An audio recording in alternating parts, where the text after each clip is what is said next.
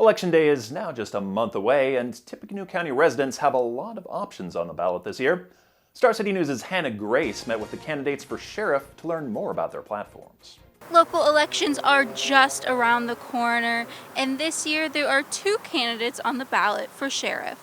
When asked about how he is planning on using the taxpayers' money, the current sheriff, Bob Goldsmith, had this to say. We've been very fiscally responsible the first 4 years, but we will continue to use those funds to build a team that's well trained, well respected, and gets out there and does their job for the community to keep us safe.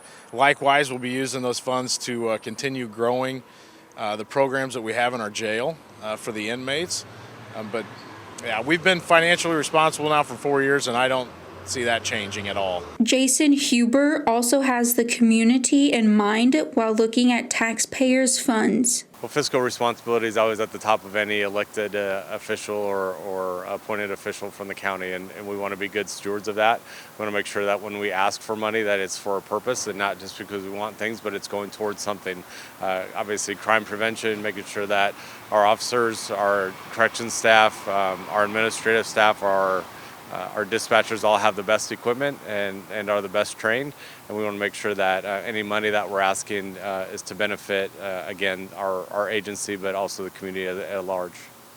Goldsmith says that the most pressing issue facing Tippecanoe County is violence. Most pressing issue in Tippecanoe County is probably, you see it, everybody's talking about violence. Now, when you talk about the county as a whole, out in our jurisdiction in the county, we don't have the same things that are going on right now in the city that you see here and you read about every day.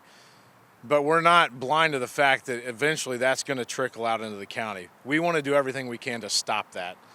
But by doing that, we need to continue working with the city departments together so we drive down that violent crime. But we do it together. We can't do it by telling the chiefs of police how to do their job. That's not the role of the sheriff. The role of the sheriff is to work with them to make this entire community safe, and that's what we will continue to do.